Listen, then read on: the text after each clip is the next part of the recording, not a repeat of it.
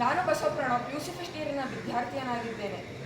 ಈ ಶ್ರಾವಣ ಮಾಸದ 4ನೆಯ ದಿನ ಬಸವಣ್ಣನವರು ಬರೆದಿರುವ ಒಂದು ವಚನವನ್ನು ಹೇಳಲು ಬಯಸುತ್ತೇನೆ.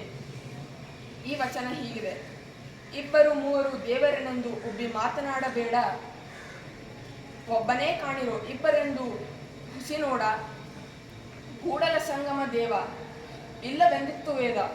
ಹಳೆಯ ವೇದ ಪುರಾಣಗಳಲ್ಲಿ ದೇವರು ಒಬ್ಬನೇ ಇದ್ದಾನೆ ಎಂದು ಹೇಳಲಾಗಿತ್ತು. ಯಾವುದೇ ಪುರಾಣದಲ್ಲಿ ದೇವರು ಇಬ್ಬರು ಮೂವರು ಅದಾರ ಅಂತ ಹೇಳಲಾಗಿರಲಿಲ್ಲ. As per the perspective of Lord Basavanna, the God is one only. There are no 2 to 3 super mighty gods. Don't believe like that. People often travel to longer distances in search of God. They usually travel to Kedarnath, Badrinath and Tirupati Balaji Mandir. But the faith should rise from your inner heart. If you do something good work, then God is always with you. The cream of a crop is surely a better prospect. Now I would like to translate my words from English to Kannada as well. ಈ ಇಡೀ ಪ್ರಪಂಚದಲ್ಲಿಯೇ ಭಗವಂತ ಒಬ್ಬನೇ ಇದ್ದಾನ. ಅವನೇ ಆ ಸೃಷ್ಟಿಕರ್ತ ಪರಮಾತ್ಮ. ಆ ಪರಮಾತ್ಮ ಪ್ರತಿಯೊಬ್ಬ ವ್ಯಕ್ತಿಯಲ್ಲಿರುತ್ತಾನೆ.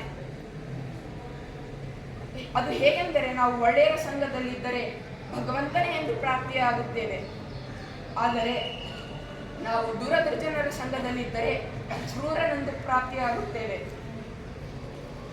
ಅದು ಹೇಗೆ ಮತ್ತು ನಾವು ಯಾವುದಾದರೂ ಒಂದು ಒಳ್ಳೆಯ ಕಾರ್ಯ ಮಾಡಿದರೆ ಭಗವಂತ ನಮ್ಮ ಜೊತೆಗೇ ಇರುತ್ತಾನೆ ಮತ್ತು ಅದರ ಫಲವೂ ನಮಗೆ ಚೆನ್ನಾಗಿ ಸಿಗುತ್ತದೆ. ಈ ಮಾತನ್ನು ಹೇಳಿ ಎಲ್ಲರಿಗೂ ಧನ್ಯವಾದಗಳು. ಶರಣು ಶರಣ.